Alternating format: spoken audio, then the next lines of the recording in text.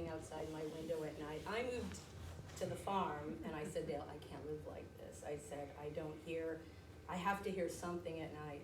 I have to stand here. So anyways, I was leading trainer of racehorses in the 70s and the early 80s. I had about 40 head of horses. Did really well, and then I was moving and grooving, and I kept getting sick and having a craving for nachos and cheese when we were at the races, when we used to race on Sundays. I was laying across my tack room, sick as a dog one day, and the vet came in. He said, you've been sick for quite a while. This has been going on. Yeah, I'm nauseous every day. I don't know what's going on. And I said, wait, I haven't had it in a while. So I went home and I literally went and put my hands around my husband's neck and said, do you know what you did? I said, I have a business. I have 40 head of horses in training. I'm going to Maryland. I'm going to Philadelphia every day. This can't be. Anyway, so I had Casey in 1986. And I wasn't brave enough, so 7 years later, I had my son Dustin, who has just moved out on his own. And I was very successful. And I was 105 pounds when Dale and I got married. But everything in my life, no matter how successful I was, my weight always kept me from being the successful person for myself. I could manage a business, I could tell everybody else what to do.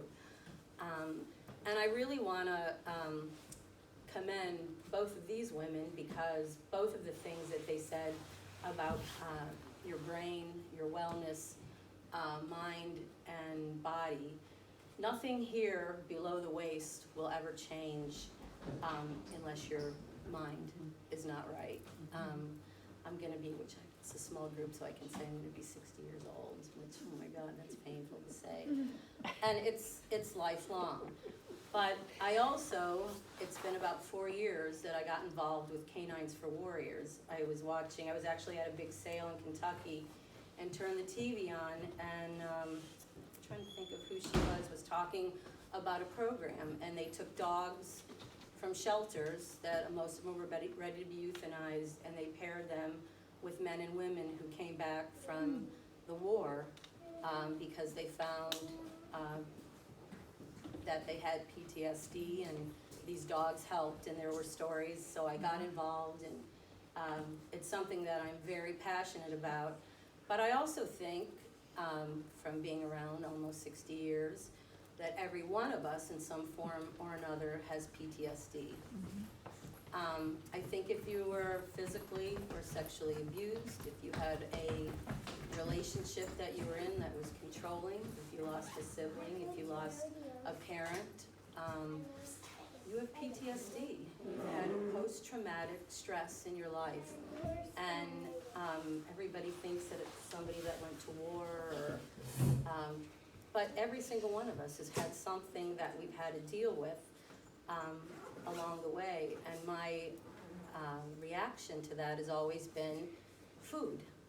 It's always been there to help me through, to put the wall up, so to speak.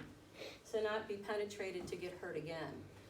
And my successes have been my children and the people in my life that I love.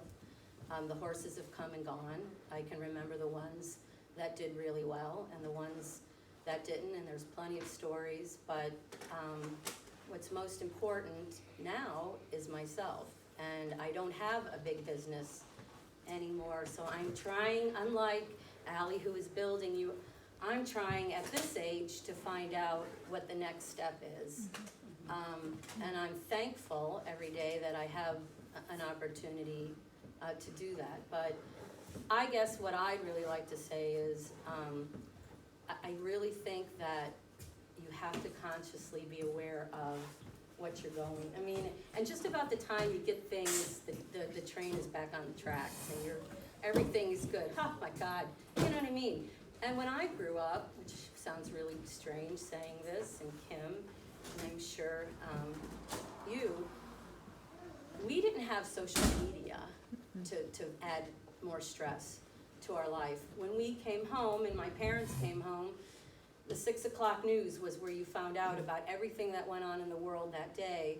And maybe again, I think it was 10:30, you could turn it on, and then that was it. And maybe when you were at school, the next day you find out, you know, who did this or and that was the extent of it. So the generation now, and Casey and I have had conversations, you know, stress is you know what I mean, takes its form, and if you're somebody that copes with it with food, you know, it's 24/7.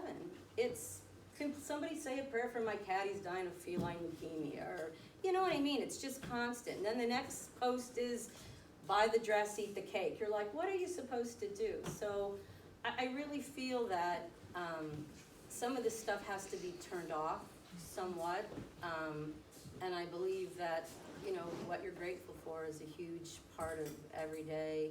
But I also I think that you have to find out what it is that you have to cope with, whether it's, you know, what in your life traumatically, and that's it. That's it. Can I ask you? I think we're all a success. You can ask me a question. Okay.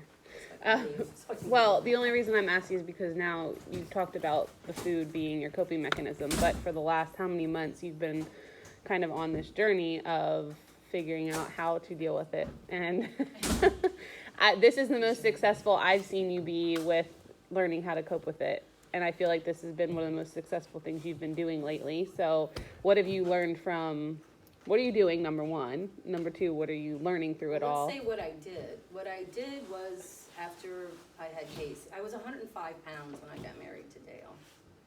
And everything in your life is, oh my God, I remember that's when I weighed that, that's when I weighed that. And a few years afterwards, I gained the weight, and everybody said, you know, oh, is it from the baby? Well, no, she's 12 years old, and now she's 30-some years old, so I can't say baby weight.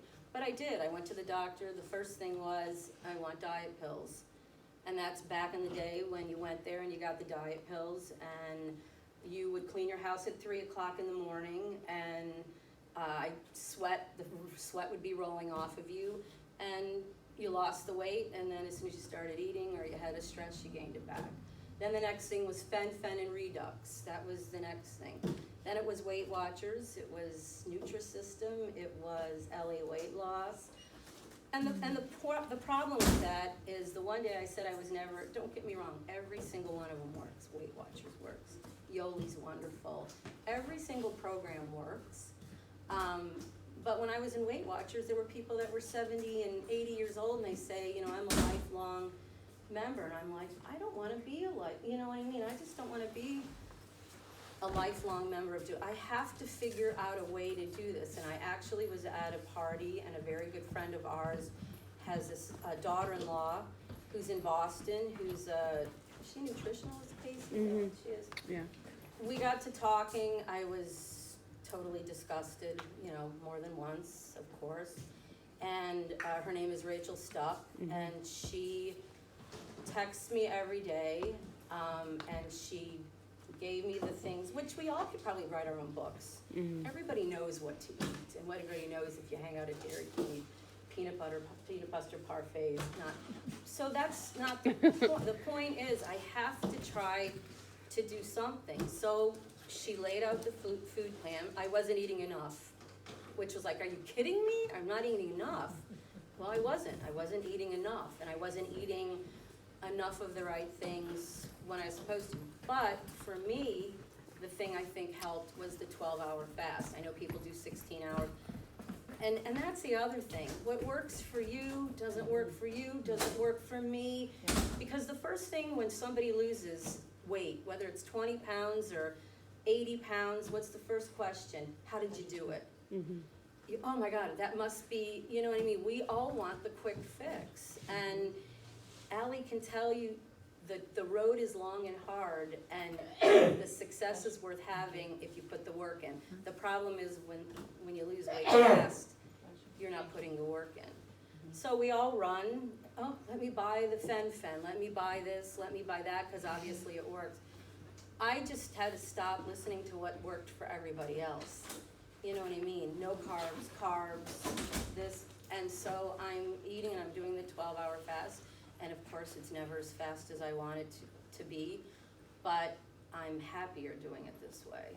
And I'm focused on what's here, not what you're doing and what you're doing, and you know what I mean? And life in the fast lane isn't, you know, as women especially, it's all the plates in the air. You wanna, I want my son to be a good swimmer. I wanna make, you know, I want my life, I want this, and I thought I was doing it all, and I was doing it well, and I wasn't.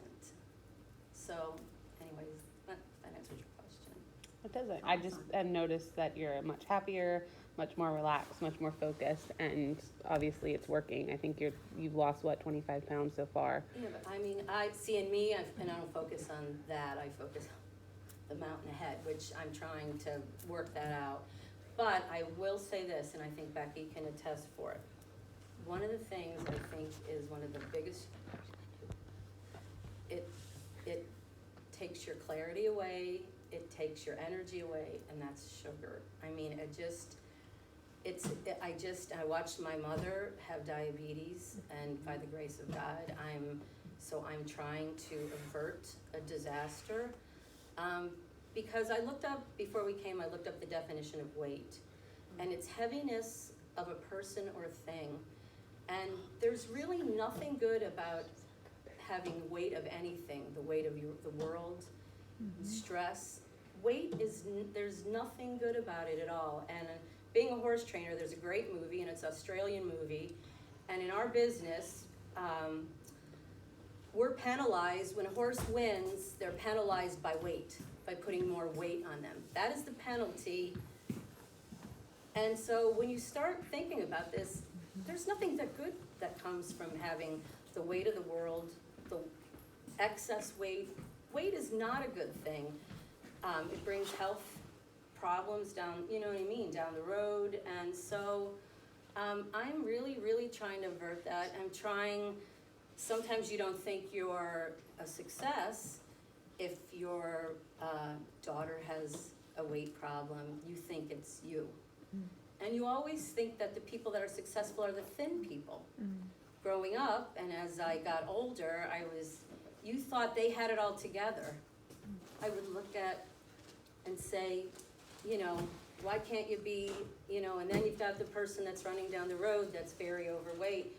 Now I commend them. I'd like to stop and say, you know what I mean, God bless you because I know your struggle. And every one of us has a cross to bear.